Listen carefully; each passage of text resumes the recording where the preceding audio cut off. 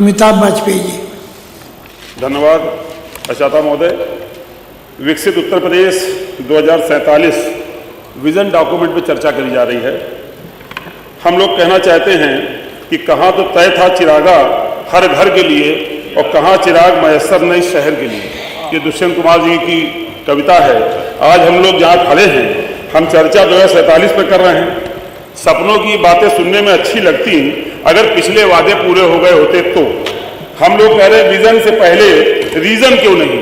पिछली बातें पूरी हुई नहीं, उसका रीजन पहले दिया जाना चाहिए, तब आगे विजन आना चाहिए था।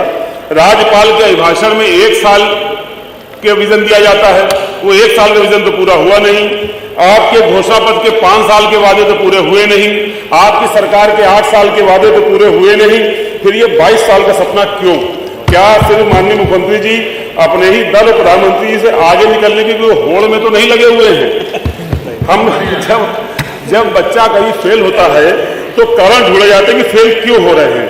ऐसे ही पिछले 8 साल का पहले हिसाब होना चाहिए था। हम लोगों ने आपकी मदद के लिए रीजन डॉक्यूमेंट तैयार किया है। कुछ प्रश्न हम लोगों ने आपको दिए हैं और ये इसलिए भी दिए हैं कि 2027 के बाद जब हमको जनता मौका देगी तो हम आपके कारणों का विश्लेषण करके बेहतर नतीजे देकर के जो हमारा ट्रैक रिकॉर्ड है उसको कायम रखने की कोशिश करेंगे। आपकी पिछली योजना धरातल पे आई नहीं, अब आगे की उम्मीद कैसे करी जा सकती है? नगर निगम स्मार्ट सिटी प्रोजेक्ट में करोड़ों रुपए आए, वादे हुए, बेहतर सड़कें, आधुनिक सीवर, ड्रेनेज, लेकिन आज भी रोडों पर गड्ढे हैं। बरसात में शहर डूब जाता है, नाले उफनते हैं। नगर निगम की फाइलों में टिक मार्क, जमीनों पर काम अधूरा है। सफाई कर्मियों की स्थायी भर्ती सालों से हुई नहीं। नतीजा यह है कि सफाई काम ठेके पर है, अधूरा है। गली मोहल्लों में गंदगी और जल भराव से जनता त्रस्त है। गैर जरूरी प्रोजेक्ट पूरे हुए हैं जिनका जनता से कोई लेना देना नहीं है। स्मार्ट सिटी के नाम पर सिर्फ बोर्ड और रैंकिंग बदले गए हैं, शहरों के हालात नहीं बदले। आज भी हम शहरों में नाला, सिल्ट, सफाई की बात कर रहे हैं। 2047 का सपना हम कैसे देख लें मानवर? बुनियादी ढांचा अधूरा है, रोड बने नहीं, मेट्रो बने लेकिन उसका ड्रेनेज सिस्टम बना नहीं।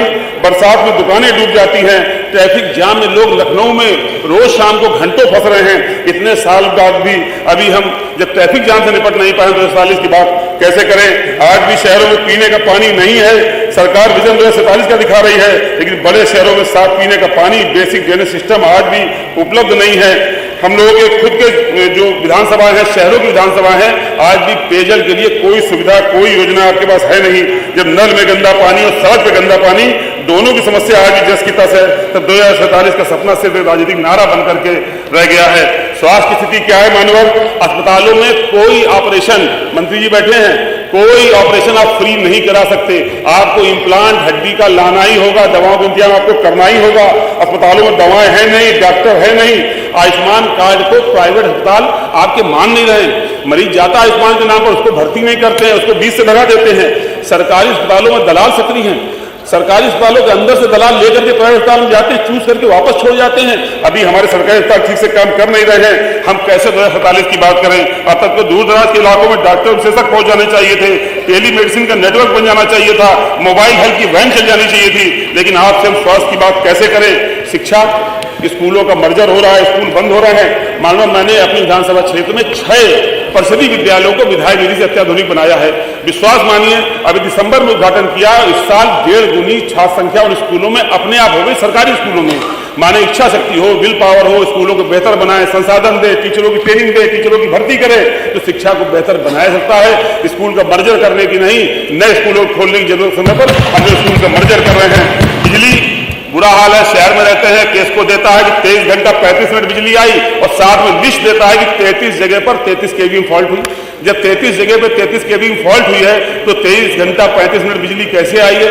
हमें लगता है बड़े अधिकारी अपने घर की बिजली देख करके जनता का अंदाजा लगाते हैं। जनता बिजली जांच देखेंगे तो बिजली के निजीकरण की बात नहीं आ रही होती। अगर आपने बिजली अच्छी ढंग से बनाई होती, एक भी पावर प्लांट लगाया नहीं है, ट्रांसमिशन का इंतजाम किया नहीं है और ऊपर से आपकी रेड टीमें लूट कर रही हैं। मैं चाहता हूं, सुझाव दे रहा हूं कि जो रेड टीमें जाती हैं इनकी वीडियोग्राफी कराइए। ये कैसे घरों में जाते हैं और कैसे रेड डालते हैं, ये खुद जा करके बिजली के नाम पर रेड डालने का, ये रेड वाले चोरी करने का, लूट करने का काम कर रहे हैं। फेरी नीति 2014 का अनुपालन आज तक हम लोग कर नहीं पा रहे। ठेला पटरी रेहड़ी दुकानदार क्या हमारा अंग नहीं है? क्या वो हमारे नागरिक नहीं हैं? वो आज भी पुलिस की कृपा पर ही रोजी रोजगार कर रहे हैं। जब भी कोई पुलिस वाले दरोगा जी आएंगे तो किसी भी ठेले वाले को मार के भगा देंगे। हम लोग मेहनत लोगों का इंतजाम कर नहीं पाए हैं तो हम कैसे 2047 की बात करें? कानून व्यवस्था में अराजकता का माहौल है, धर्म जाति के नाम पर प्रायोजित लड़ाई झगड़े बढ़ते जा रहे हैं, छोटे छोटे विवाद के साम्राज्य को जाति रूप ले लेते हैं, प्रशासन स्थिति को संभालने में असफल हो रहा है और आपके मंत्री, आपके विधायक थानों में धरने दे रहे हैं। अभी देहात की मंत्री जी बैठी, इन्होंने धरना दिया और उसके बाद अफसोस ये कि इनकी मांग तो नहीं मानी गई। अगले दिन उस जिले के 11 थानेदार बदले गए, लेकिन वो थानेदार नहीं बदला गया जिसके लिए मंत्री जी मांग कर रही थी। आपके विधायक कहते हैं कि गाय काटी जा रही है, आपके विधायक कहते हैं, बयान आते हैं और हम लोग उसकी बात कर नहीं पाते। गंगा सफाई के नाम पे बड़े बड़े वादे हुए कि गंगा साफ हो गई। हमारे शहर में बहुत बड़ा बड़ा फोटोशूट हुआ, सेल्फी पॉइंट बना, लेकिन सारे सेल्फी पॉइंट बेकार है। कोई गंगा सफाई जमीन पर नहीं आई है। इसलिए हम कहेंगे कि फोटो खिंचवाने के बजाय जमीन पर काम करते तो शायद बेहतर हो जाता। बड़े बड़े दावे हुए, अभी तो हमारा सबसे कम हुआ है सर, 1 मिनट तो देंगे। हम तो जल्दी तेज बोल रहे हैं वैसे भी।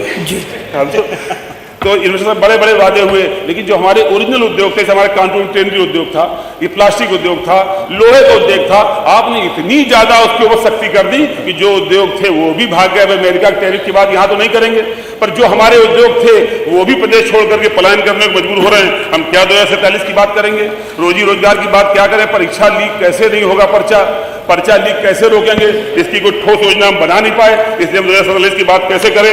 कुल मिला के अधिक समय न लेते हुए समय के अंदर बात खत्म करना चाहता हूँ। इसलिए सरकार महोदय हम भी चाहते हैं कि 2047 उत्तर प्रदेश राज्य बने, पर यह तभी होगा जब सरकार पहले अपने 8 साल के हिसाब दे, असफलताओं का कारण बताए और फिर विजन को जमीन से जोड़े। क्योंकि हम लोग कहते हैं इससे हंगामा खड़ा करना हमारा मकसद नहीं है, हमारी कोशिश है कि तस्वीर बदलना चाहिए।